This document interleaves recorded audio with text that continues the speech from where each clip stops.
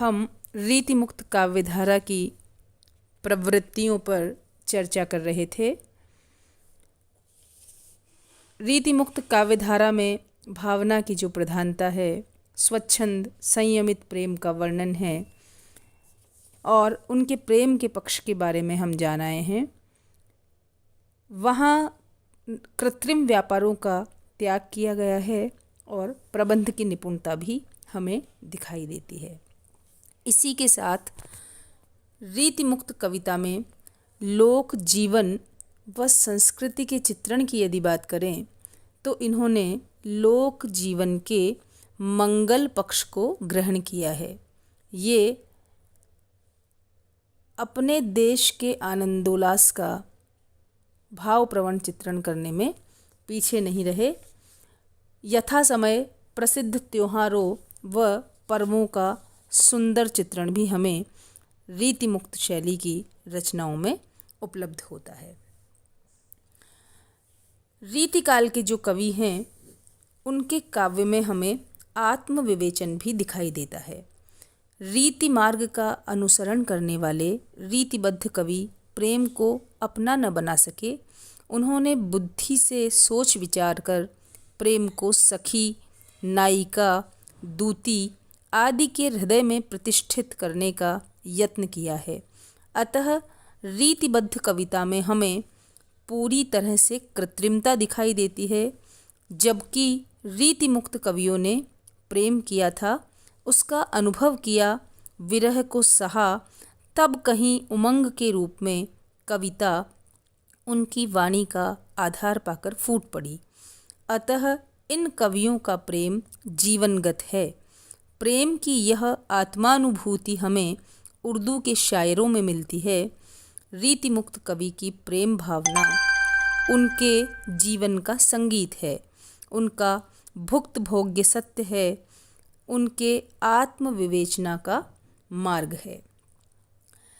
जैसा कि रीतिकाल में श्रृंगार चित्रण की परंपरा रही, रीतिमुक्त कवियों ने भी श्रृंगार के चित्र खींचे। श्रृंगार के दो पक्षों की साहित्य में बात की जाती है, श्रृंगार का संयोग पक्ष और श्रृंगार का वियोग पक्ष। श्रृंगार के उभय पक्षों का वर्णन रीतिकाल के रीतिमुक्त कवियों ने किया है, किंतु इनकी मनोवृत्ति वियोग पक्ष में ही अधिक रमी है, क्योंकि वियोग ही प्रेम की कसौटी है।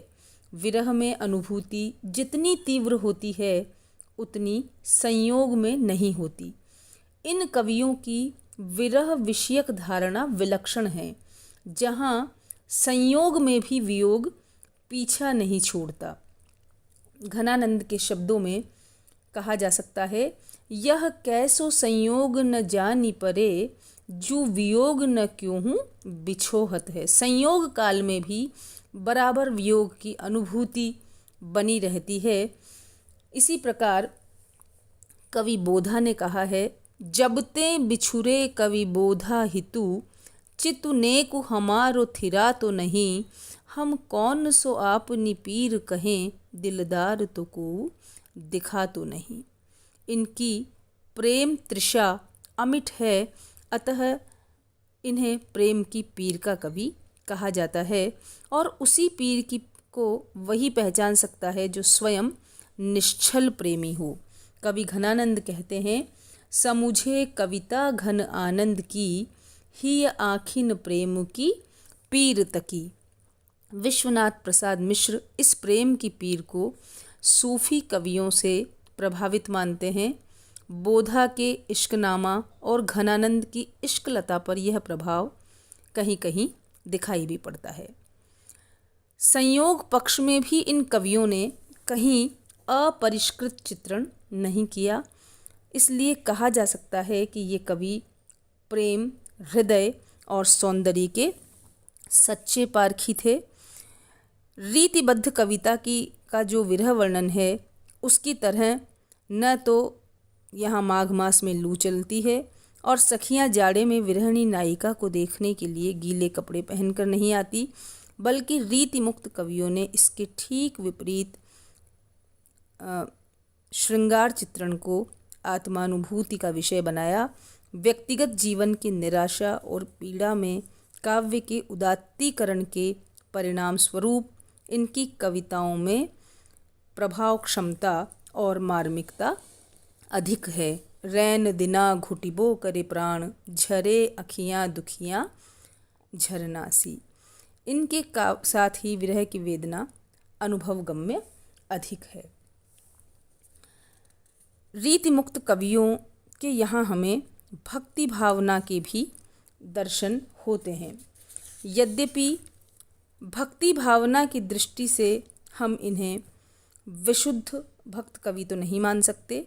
आचार्य विश्वनाथ प्रसाद ने रीतिबद्ध कवियों को शुद्ध भक्त न मानकर प्रेम व उमंग के कवि माना है, जो उचित ही है। कृष्ण भक्ति की ओर इनके उन्मुख होने का कारण वैयक्तिक जीवन में इन्हें प्रेम के क्षेत्र में जो निराशा प्राप्त हुई थी वह है, और इसी कारण वे भगवान की भक्ति में प्रवृत्त हुए। घनानंद भक्ति संप्रदाय में दीक्षित होकर भी सुजान का नाम नहीं भूले। श्री कृष्ण को वे सुजान, जान, जानराय आदि नामों से संबोधित करते हैं। यह इस बात का स्पष्ट प्रमाण है कि उनके हृदय में टीस तो अंत तक बनी रही है। इसलिए यह कह सकते हैं कि रहीम, रसखान, आलम, बोधा, सेनापति, घनानंद आदि वस्तुतः प्रेम व उमंग के कवि हैं।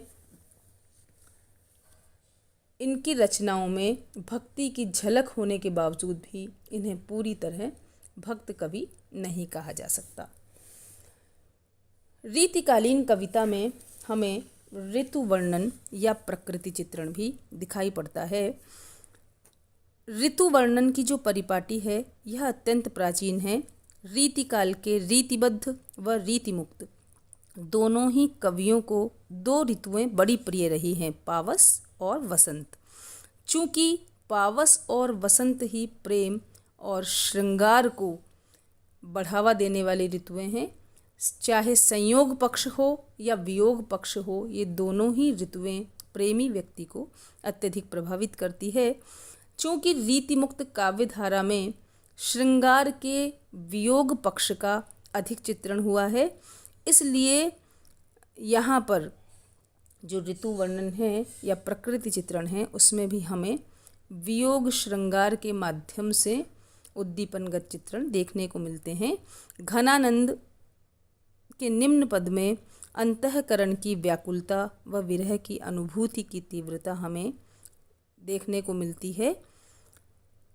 जब कोयल बोलती है तो वियोग काल में कोयल को देखकर कवि का विरही व्याकुल मन कह उठता है, कारी कूर कोकिला कहाँ को बैर काढ़त री, कूकी अब ही करेजो किन कोरले, पैंडे परे पापी ये कलापी निसी द्योंस जो ही, चातक घातक त्यों ही तूहू कान फोर ले। तो इस प्रकार यद्यपि प्रकृति के उन्मुक्त चित्र यहाँ कम है, लेकिन फिर भी प्रकृति का सुंदर चित्रण हमें रीति मुक्त काव्यधारा में देखने को मिलता है। रीति मुक्त काव्य की जो अन्य प्रवृत्तियाँ हैं उनके बारे में हम अग्रिम व्याख्यान में चर्चा करेंगे।